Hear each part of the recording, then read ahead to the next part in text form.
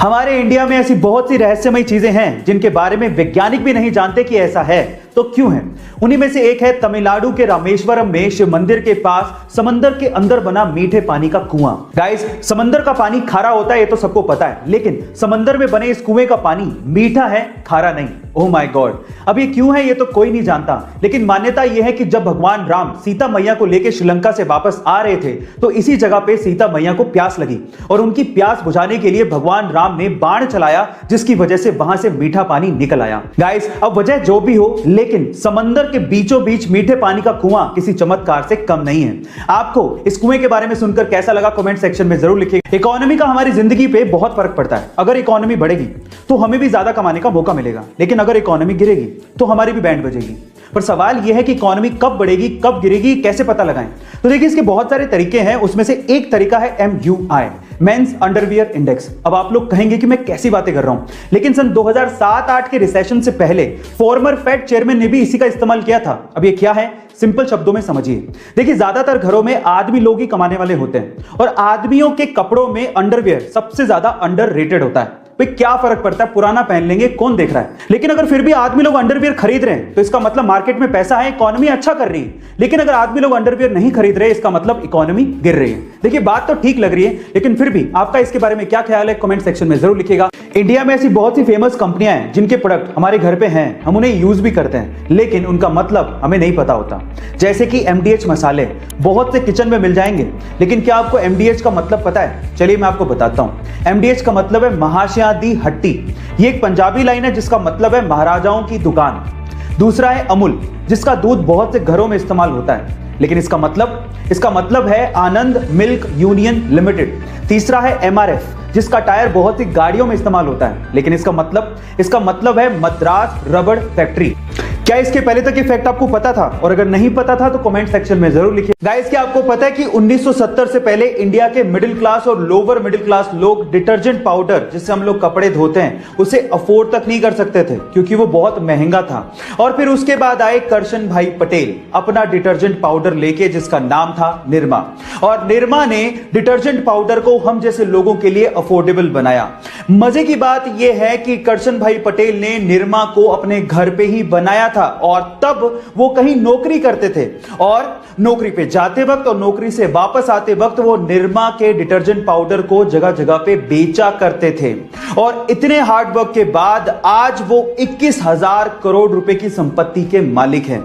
है ना ये इंस्पिरेशनल स्टोरी। पुराने समय में लोग तांबे के बर्तनों को बहुत इस्तेमाल किया करते थे, पर बीच में इनका चलन कम हो गया था। लेकिन तांबे के बर्तनों की खासियतों की वजह से लोग फिर से इन्हें खरीद रहे हैं और इस्तेमाल भी कर रहे हैं। मैं भी कर रहा हूं, पर सवाल यह कि ऐसा क्यों? तो चलिए मैं आपको बताता हूं।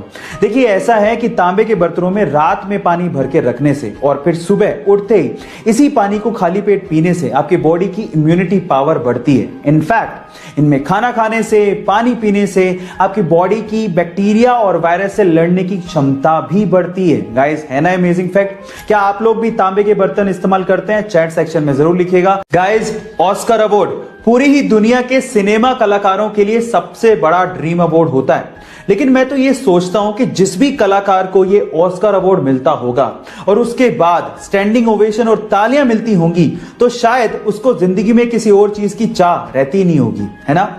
चलो मैं इससे रिलेटेड एक सवाल पूछता हूं।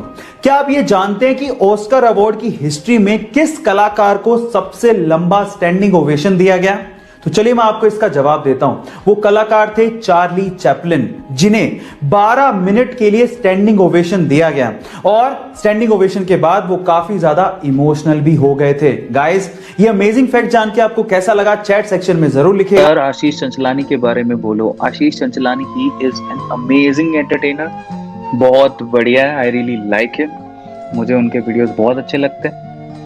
अब बाकी आप लोग सब प्यार करते हो यार उन्हें। मुझे भुवन बाम, आशीष चंचलानी, अपने वो जो है बड़ाना जी, तो है ना, मुझे बहुत बहुत अच्छे लगते हैं तीनों।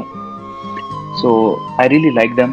कैरी मिनाटी, उसका तो अलग ही लेवल का जलवा है ना, तो मुझे बड़ा अच्छा लगता है। तो ये और टेक्निकल गुरुजी गौरव है ना, और फ्लाइंग बीस्ट बड़े अच्छे लगते हैं, मुझे बहुत अच्छे लगते हैं। हालांकि मैं फ्लाइंग बीस्ट को कब से देख रहा हूँ, हालांकि अब हम लोग फ्लाइंग बीस्ट से ज़्यादा सब्सक्राइबर हो चुके हैं हमारे, बट फिर भी गौरव तनेजा के जो वीडियोस होते हैं, स्पेशली उनकी बेटी बहुत क्यूट है। मुझे मुझे बहुत अच्छा लगता है उसको देख के। ऐसा लगता है कि यार कभी मैं भी मिलूं उनसे, उनके घर पे जाके। आई really like him and respect him. और मुझे उनकी जो ब्लॉगिंग है बहुत अच्छी लगती है। सब्सक्राइबर से क्या ही फर्क पड़ता है, नहीं। क्रेजी XYZ भी बहुत अच्छा है। 3-4 लड़के हैं जो कि बहुत एक्सपेरिमेंटल वीडियोस बनाते हैं। Those guys are amazing. YouTube पे यार देखो, यूट्यूब पे आके सब्सक्राइबर गेन करना ये इतना आसान नहीं है जितना दिखता है। बहुत सारे लोग बहुत ट्राई करते हैं, तो उसमें टैलेंट भी चाहिए और हार्ड वर्किंग, कंसिस्टेंसी, और थोड़ा बहुत मुझे लगता है लक का फेवर भी चाहिए। तब जाके आप एक कंप्लीट ब्लेंड बन के सामने निकल के आते हो।